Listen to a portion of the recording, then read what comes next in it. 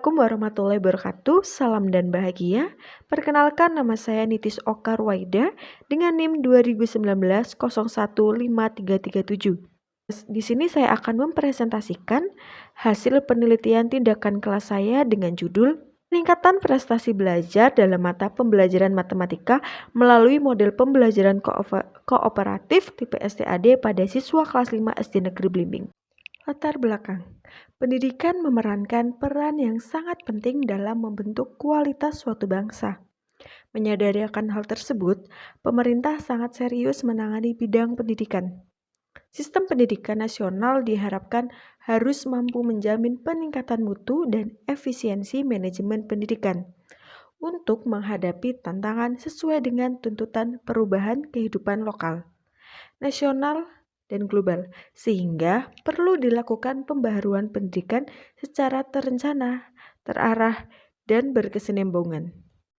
Berdasarkan studi di kelas 5 SD Negeri Blimbing, terdapat beberapa informasi yang dapat mendukung penelitian di SD Negeri Blimbing. Siswa kelas 5 di SD Negeri Blimbing kurang dilibatkan secara aktif dalam proses pembelajaran. Siswa hanya mendengarkan penjelasan dari guru dan hanya sesekali mencatat materi. Hal ini menyebabkan siswa belum secara maksimal mengembangkan kemampuan dalam berpikir, bersikap, dan berketerampilan. Siswa kelas 5 masih pasif, kurang memperhatikan guru, dan kurang berpartisipasi dalam proses pembelajaran. Salah satu model pembelajaran yang inovatif dalam menghadapi tuntutan dunia pendidikan adalah pembelajaran kooperatif, yang mencakup suatu kelompok kecil siswa yang bekerja sebagai sebuah tim untuk menyelesaikan sebuah masalah, menyelesaikan suatu tugas, atau untuk mengerjakan sesuatu untuk mencapai tujuan bersama, yaitu STID. Inti dari STID adalah guru menyampaikan sesuatu materi, kemudian para siswa bergabung dalam kelompoknya untuk menyelesaikan soal-soal yang diberikan oleh guru, dan memastikan bahwa seluruh anggota tim telah menguasai pembelajaran tersebut. Identifikasi masalah. Yang pertama, proses pembelajaran matematika di kelas 5 SD Negeri Blimbing kurang aktif dan interaktif. Yang kedua, prestasi belajar mata pembelajaran matematika di kelas 5 SD Negeri Blimbing kurang optimal dan masih di bawah rata-rata, dikarenakan belum adanya pengkajian model pembelajaran kooperatif tipe STID. Rumusan masalah. 1. Bagaimana upaya yang dilakukan guru untuk meningkatkan keaktifan siswa dalam pembelajaran matematika pada kelas 5 SD Negeri Blimbing?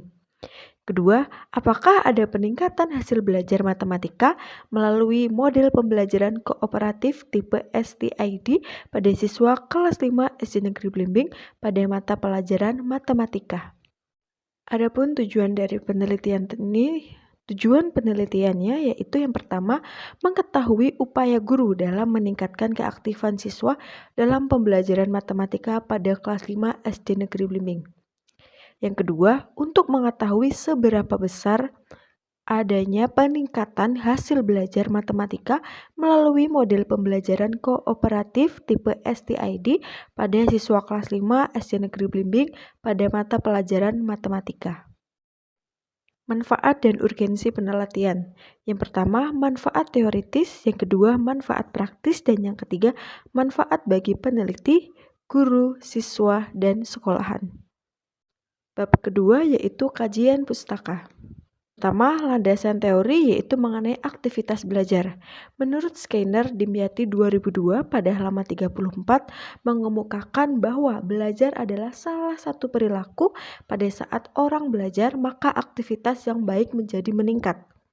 Sebaiknya apabila orang tersebut tidak belajar, maka aktivitas yang baik akan menurun. Sedangkan menurut Chesney Dimyat 2002 pada halaman 40 mengemukakan bahwa belajar merupakan kegiatan yang kompleks. Hasil belajar merupakan kapabilitas. Orang setelah belajar memiliki keterampilan, pengetahuan, dan nilai. Menurut Hamalik pada tahun 1983 pada halaman 23 mendefinisikan belajar adalah suatu pertumbuhan atau perubahan dalam diri seseorang yang dinyatakan dalam cara-cara bertingkah laku yang baru berkat pengalaman dan latihan. Selanjutnya menurut Winkel pada 1996 halaman 53 bahwa belajar adalah suatu aktivitas mental atau psikis yang berlangsung dalam interaksi yang aktif di dalam lingkungan dan yang menghasilkan perubahan-perubahan dalam pengetahuan, pemahaman, keterampilan, dan nilai sikap. Perubahan itu bersifat konstan. Yang kedua yaitu hasil belajar.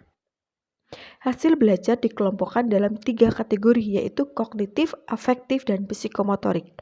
Untuk kognitif sendiri yaitu berkenaan dengan hasil belajar intelektual terdiri atas 6 aspek yaitu pengetahuan, ingatan, pemahaman, aplikasi, analisis, sintetis, dan evaluasi. Yang kedua, afektif, yaitu berkenaan dengan sikap yang terdiri dari 5 aspek, yaitu penerimaan, jawaban atau reaksi, penilaian, penghargaan, dan organisasi.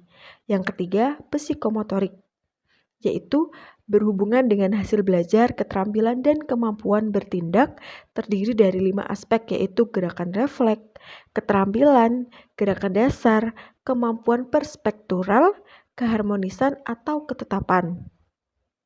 Nah, keterampilan kompleks dan gerakan apresiatif atau interval menurut Asep dan Haris pada tahun 2000 di halaman 16. Nah, menurut Suharmi Arikunto pada tahun 2000 halaman 1, hasil belajar adalah hasil yang dicapai seseorang setelah melaksanakan kegiatan belajar dan merupakan penilaian yang dicapai seseorang siswa untuk mengetahui sejauh mana bahan pelajaran atau materi yang dianjurkan sudah diterima oleh siswa. Yang terakhir, menurut Suharmi, bahwa hasil belajar itu adalah kemampuan yang dimiliki siswa setelah ia menerima pengalaman belajarnya, di mana kemampuan yang dimaksud yaitu kemampuan siswa memiliki tahap pencapaian pengalaman belajar dalam suatu kompetensi dasar.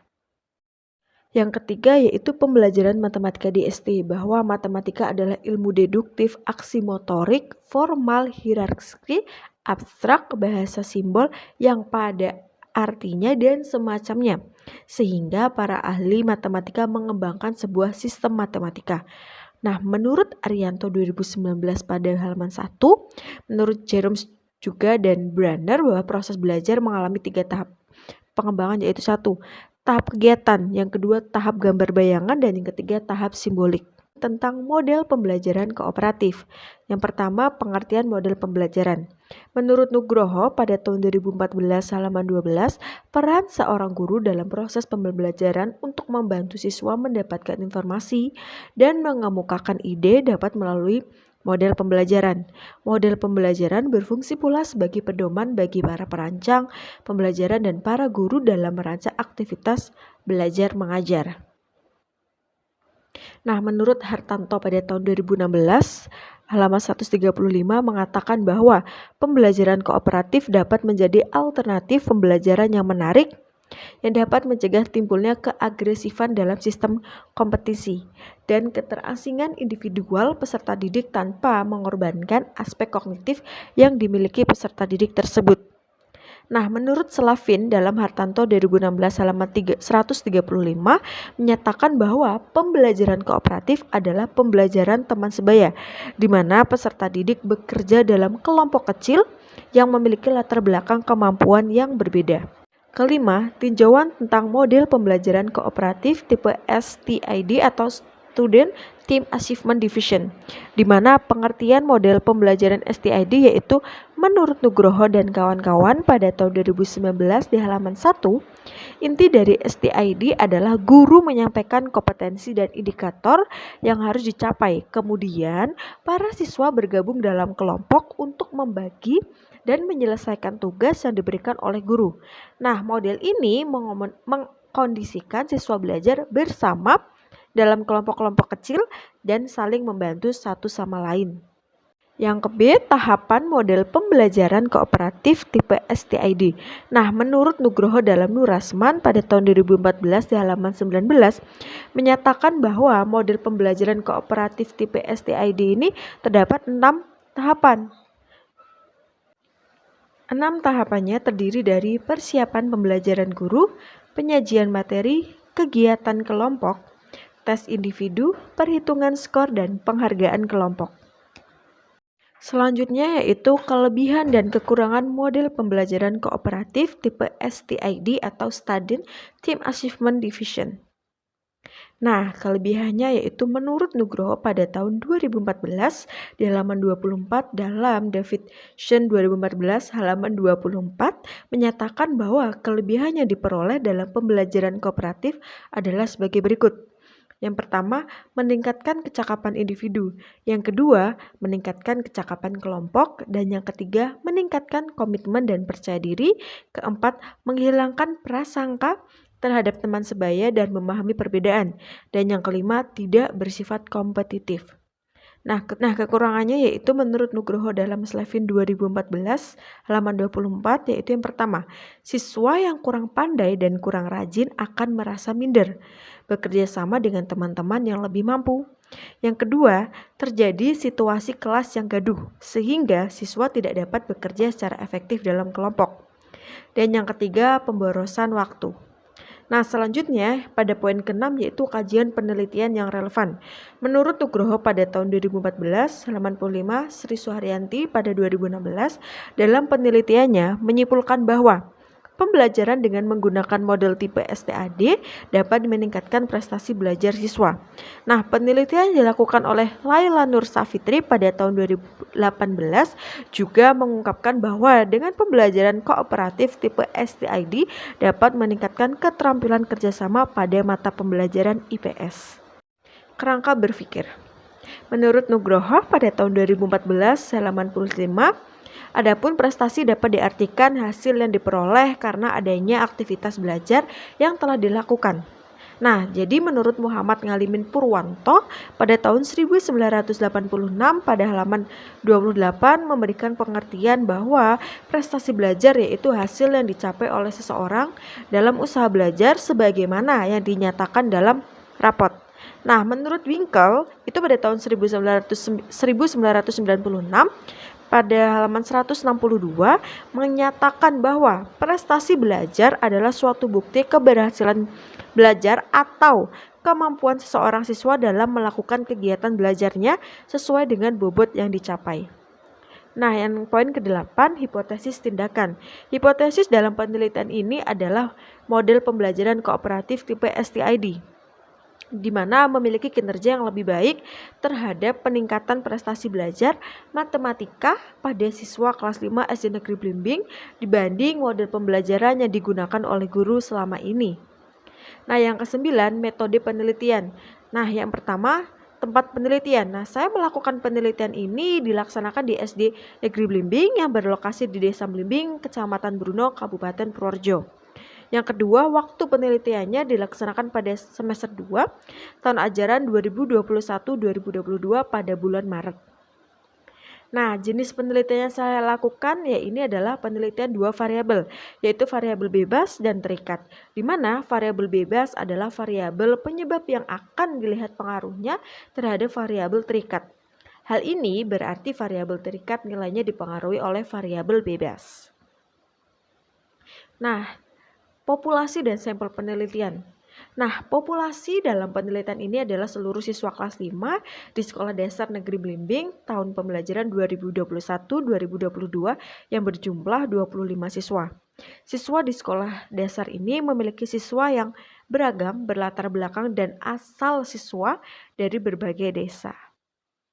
Nah, sampel yang digunakan oleh peneliti adalah seluruh kelas 5 Sekolah Dasar Negeri Blimbing untuk dijadikan kelas eksperimen dan kelas kontrol yang ditentukan dengan cara random.